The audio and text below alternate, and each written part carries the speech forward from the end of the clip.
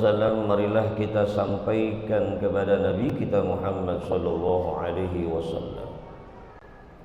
Melalui mimbar yang mulia ini, izinkan khatib menyampaikan wasiat. Marilah sama-sama kita meningkatkan takwa kita kepada Allah. Takwa dalam arti yang sebenar-benarnya, imtisalul awamiri wajtinabun nawahi. Kita laksanakan perintah Allah, jauhkan larangan Allah. Semoga kita menjadi hamba-hamba yang beruntung, selamat dunia dan akhirat. Amin, amin ya rabbal alamin. Hadirin yang dimuliakan oleh Allah Subhanahu wa ta'ala, kata Rasul sallallahu alaihi wasallam, di dalam tubuh kita ini ada segumpal daging. Yang kalau segumpal daging itu baik, maka seluruh anggota tubuh kita menjadi ikut baik. Tapi kalau dia buruk, maka semua anggota tubuh kita menjadi ikut buruk. Ala inna fil jasadi mudghatan, kata Rasul. Idza saluhat saluhal jasadu kulluh wa idza fasadat fasada jasadu kulluh. Ala wahiyal qalb. Ingatlah, kata Rasul sallallahu alaihi wasallam, bahwa di tubuh manusia itu ada segumpal daging. Yang kalau segumpal daging itu baik, maka seluruh jasad ikut baik. Tapi kalau dia buruk, maka seluruh anggota tubuh ikut buruk. Kalau dia baik, mata jadi baik, mulut jadi baik, seluruh anggota jadi ikut baik. Tapi kalau dia buruk, ini mata bakal buruk, lisan bakal buruk, dan semua anggota tubuh ikut menjadi buruk. Hati menjadi barometer keselamatan kita di hadapan Allah Subhanahu wa ta'ala. Makanya Allah ketika memandang hambanya itu, Allah enggak lihat pangkat, jabatan, harta, enggak. Yang dilihat yang pertama kali amal dan hati. Yang Rasul sallallahu alaihi wasallam sampaikan, innallaha la yanzuru ila suwarikum wala azzamikum wala ila amwalikum walakin yanzuru ila qulubikum wa a'malikum. Sesungguhnya Allah tidak memandang bentuk tubuh kamu, jasad kamu, harta kamu, pangkat kamu, jabatan kamu. Tidak dilihat oleh Allah. Yang dilihat adalah hatimu dan amalmu. Perhatikan sabda Rasul. Kenapa yang disebut hati dulu baru amal? Karena sekali lagi hati itu barometer ukuran segalanya. Kalau hatinya baik, amalnya ikut baik. Kalau hatinya buruk, amalnya pasti buruk. Walaupun di penglihatan orang lain ini orang soleh, ini orang baik, amalnya luar biasa, tapi Allah tahu isi hatinya. Berapa banyak orang yang kelihatan di mata kita soleh, baik, luar biasa, tapi di hadapan Allah dia bukan orang baik. Kenapa? Ternyata Allah tahu amalnya itu rusak, disebabkan hatinya yang rusak, hatinya yang buruk. Barangkali enggak ikhlas, ujub, sum'ah, sombong, dan lain sebagainya. Makanya hati ini yang harus kita jaga. Bagaimana ketika di dunia kita memupuk amal saleh dan di akhirat kita mendapat keberuntungan dari Allah Subhanahu wa taala, amal kita diterima oleh Allah. Yauma la yanfa'u malun wala banun illa man atallaha biqalbin sadid. Pada hari itu enggak bermanfaat, tidak dapat menolong. Harta, keturunan tidak dapat menolong. Yang bermanfaat, yang mampu.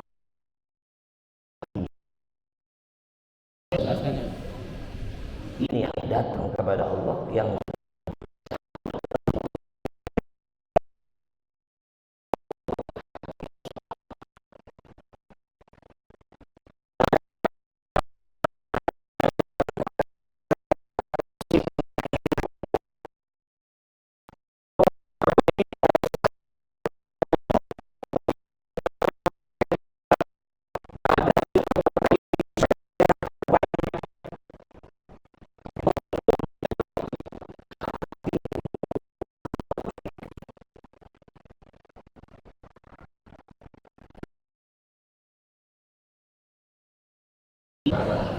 yang bisa kita agar hati kita jadi baik, bahkan jauh lebih baik. Yang pertama, kata beliau, para ulama sering bergaul dengan orang soleh. Tinggalkan pergaulan dengan orang-orang yang buruk. Orang yang buruk sekedar kenal saja, tapi jangan akrab bergaul. Karena pergaulan itu dapat merubah karakter watak kita. Al-mar'u ala dini khalilih, falyanzur man yukhalil. Seorang itu tergantung teman bergaulnya. Maka perhatikan ketika orang ini ingin gaul kepada siapa. Bergaul dengan orang soleh, kata para ulama, ini yang dapat merubah karakter kita, hati kita jauh lebih baik. Sehingga Rasul sallallahu alaihi wasallam menyampaikan pesan, man sahibal akhyar ja'alahu Allahu minal akhyar wa in kana minal asrar. Wa man sahibal asrar ja'alahu Allahu minal asrar wa in kana minal akhyar. Siapa orang yang bergaul dengan orang-orang yang terbaik pilihan Allah, orang-orang soleh, maka orang ini dimasukkan dalam kelompok orang soleh, kata Rasul. Walaupun dia bukan orang soleh, orang buruk. Tapi kalau dia bergaul dengan orang buruk, maka masuk dalam kelompok orang buruk sekalipun dia orang baik. Kenapa? Pergaulan itu mempengaruhi karakter kita, amaliyah kita, agama kita, bahkan dipengaruhi dengan pergaulan. Jangan sampai kita berbangga dengan pergaulan di dunia yang luar biasa. Kenal dengan pejabat, kenal dengan menteri, kenal dengan orang kaya, tapi nggak memperhatikan hati kita. Boleh kalau orang itu memang beriman kepada Allah, takwa kepada Allah, udah pejabat, takwa kepada Allah, perlu kita gaul kepadanya. Tapi kalau sekadar perhatikan saja, dia punya pangkat, jabatan, kekayaan, tanpa memperhatikan hatinya, tanpa memperbaikan dirinya, soleh atau tidak, ini bahaya. Banyakin tuh bergaul dengan yang model demikian, rugi kita di akhirat. Jangan sampai seperti orang munafik, orang kafir yang teriak nanti di akhirat, "Fama lana min syafi'in wala sadiqin hamim." Mana orang yang mampu memberikan pertolongan kepada kami saat ini? Mana kawan-kawan karib yang kami gauli selama di dunia? Gak bisa nolong. Ternyata yang bisa nolong orang yang beriman kepada Allah, yang saleh. Hingga Imam Hasanul Basri mengatakan, "Iktaksiru minal asdiqa'il mu'minin fa inna lahum syafa'atan yaumal qiyamah." Perbanyak bergaul dengan orang-orang yang mukmin dan soleh, karena mereka punya syafaat di sisi Allah. Bergaul dengan pejabat, soleh. Bergaul dengan orang kaya, soleh. Ini luar biasa. Apalagi bergaul dengan ulama-ulama. Kenal dengan orang soleh, bakal manfaat kita. Saudara, syafaat itu jangan hanya kita artikan haknya Nabi saja. Nabi, Rasul udah pasti. Yang namanya Rasulullah pasti bisa menolong umatnya. Bahkan bukan hanya syafaat biasa, syafaatul uzma ada di tangan Nabi Muhammad. Banyak orang teriak syafaatul uzma, tapi nggak paham syafaatul uzma itu apa. Syafaatul uzma, syafaat yang hanya dimiliki oleh Rasulullah. Para nabi dan para rasul nggak punya itu syafaatul uzma. Syafaat ketika di padang mahsyar, lama dalam penantian hisab. Kapan dihisab oleh Allah Subhanahu wa taala? Dikatakan puluhan, ratusan tahun bahkan nunggu dihisab di padang mahsyar. Mereka lari kepada Nabi Adam, kepada Nabi Nuh, kepada Nabi Musa, dan pada para nabi. Para nabi semua angkat tangan, nggak bisa. Gak bisa minta disegerakan ini hisab oleh Allah. Yang mampu hanya Muhammad sallallahu alaihi wasallam. Pergi kepada Nabi Muhammad. Minta pertolongan Rasulullah. Rasulullah sujud di situ. Allah bilang, irfa tusyaffa. Angkat padamu, apa yang kau minta saya perkenankan. Nabi hanya minta saat itu, segerakan hisab. Maka hisab itu disegerakan oleh Allah. Berarti syafaatul uzma bukan hanya dinikmati oleh umat Nabi Muhammad, tapi seluruh umat mendapatkan syafaatul uzma Nabi Muhammad. Tapi kalau syafaat dari neraka, dibebasin masuk surga, itu semua Nabi punya, bahkan orang mukmin pun punya syafaat ini. Siapa yang bilang? Rasul. Inna min ummati man yashfa' lil fi'ami lil qabila wa minhum man yashfa' lil asba wa minhum man yashfa' lil rajul hatta yadkhulu al jannata. Kata Nabi kita Muhammad sallallahu alaihi wasallam, sesungguhnya umatku ada yang mampu memberikan syafaat lil fi'am minan nas. Sekumpulan orang besar satu negeri bisa dikasih syafaat dengan izin Allah.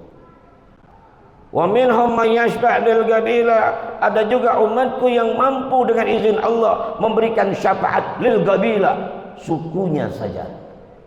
Wa minhum man yashfa' lil asbah, keturunannya aja yang bisa berikan pertolongan. Wa minhum man yashfa' lir rajul, tapi ada juga yang mampu memberikan syafaat satu.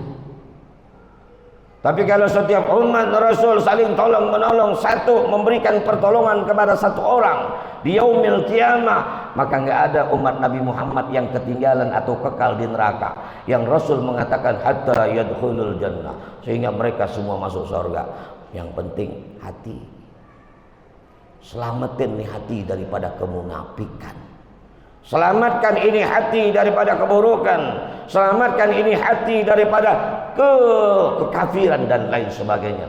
Ini yang nyelamatin kita. Yauma la yanfa'u malun wala banun illa man atallaha biqalbin salim. Perbaiki hati, banyak bergaul dengan orang soleh, kumpul di tempat seperti ini yang baik-baik. Jangan bergaul dengan orang yang buruk. Kenal saja, gaul jangan. Yang ketiga, jaga mata, jaga telinga. Kenapa harus jaga mata dan jaga telinga? Karena Imam Habib Abdullah bin Ali Haddad mengatakan mata dan telinga ini kunci hati kita. Hati kita ini bisa terbuka lantaran atau dengan sebab mata dan telinga. Kalau mata kita selalu melihat yang baik, maka pintu hati kebuka, yang kesimpan di dalam hati yang baik. Kalau kuping selalu mendengar yang baik, terbuka, ini hati yang kesimpan yang baik-baik. Tapi kalau sebaliknya, sering melihat yang buruk, sering mendengar yang buruk, yang kesimpan yang buruk. Miftahul qulub isnain, kunci pintu hati dua. Al-ain wal udhun, mata dan kuping, jaga supaya hati kita tetap baik. Usahakan melihat yang baik, mendengar yang baik. Yang kelima kata ulama, banyakin zikir. Banyakin zikir. Istighfarkah, kalimat tauhidkah, subhanallahkah, apalagi dibarengi dengan selawat kepada Nabi Muhammad. Karena zikir-zikir itu sasarannya hati, bukan lahiriah. Zikir sasarannya hati kita, batin kita, bukan lahiriah.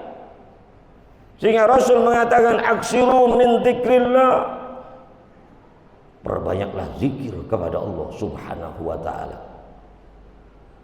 Fa innahu laisa amalun ahabba ila Allah wala anja li'abdin min sayyi'atin fid dunya wal akhirah min dzikrillah. Karena tidak ada sesuatu yang paling dicintai oleh Allah, tidak ada sesuatu yang dapat menyelamatkan hamba daripada keburukan dunia dan akhirat selain zikir kepada Allah. Tapi zikir yang terbaik adalah zikir yang disertai dengan kehadiran hati. Bagaimana lisan kita nyebut la ilaha illallah, hati pun ngikut la ilaha illallah. Bagaimana lisan kita menyebut subhanallah, hati kita pun menyebut subhanallah. maka ini pengaruhnya buat hati kita selalu diperbaiki oleh Allah Subhanahu wa taala. Mudah-mudahan khutbah yang singkat ini mampu menjadikan bahan tambahan buat kita untuk selalu memperhatikan hati kita, sehingga ke depan kita selalu tata perbaiki hati kita untuk semakin lebih baik, mendapatkan keselamatan dunia dan akhirat. Amin amin ya rabbal alamin. وإذا قرئ القرآن فاستمعوا له وأنصتوا لعلكم ترحمون. أعوذ بالله من الشيطان الرجيم. بسم الله الرحمن الرحيم. والعصر إن الإنسان لفي خسر إلا الذين آمنوا وعملوا الصالحات وتواصوا بالحق وتواصوا بالصبر. بارك الله لي ولكم بالقرآن العظيم ونفعني وإياكم بما فيه من الآيات والذكر الحكيم وتقبل الله مني ومنكم تلاوته إنه هو السميع العليم. أقول قولي هذا وأستغفر الله العظيم لي ولكم ولسائر المسلمين والمسلمات والمؤمنين والمؤمنات فاستغفروه إنه هو الغفور الرحيم. اللهم صل وسلم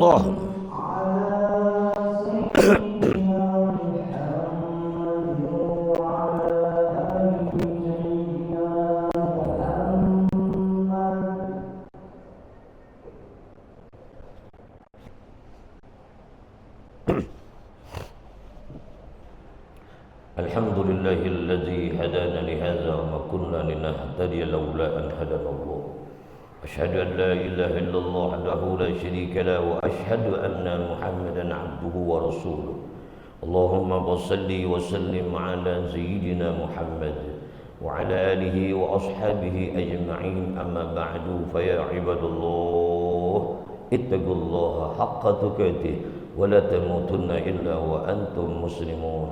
واعلموا أن الله تعالى أمركم بأمر بدا به بنمزه وثنى بملائكته المسبحة بجرزه وسلس بكم أيها المؤمنون من برية جنه وإنسه.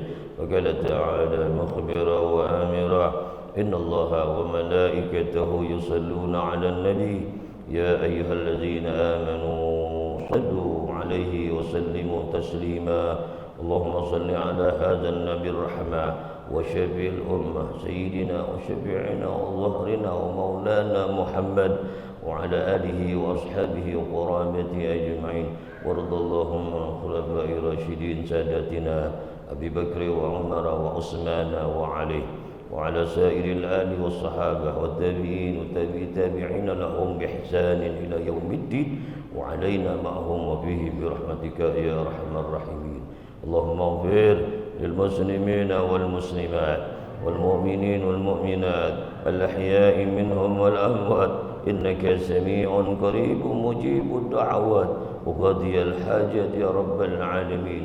اللهم ادفع عنا الغلاء والبلاء والوباء والفحشاء والمنكر والسيوف المختلفة والشدائد والمحن ما ظهر منها وما بطن عن بلادنا إندونيسيا خاصة وعن بلدان المسلمين عامة إنك على كل شيء قدير. ربنا ظلمنا أنفسنا وإن لم تغفر لنا وترحمنا لنكونن من الخاسرين. وتب علينا يا مولانا إنك أنت التواب الرحيم. ربنا آتنا في الدنيا حسنة وفي الآخرة حسنة وقنا عذاب النار. عباد الله إن الله يأمر بالعدل والإحسان وإيتاء ذي القربى وينهى عن الفحشاء والمنكر والبغي يعظكم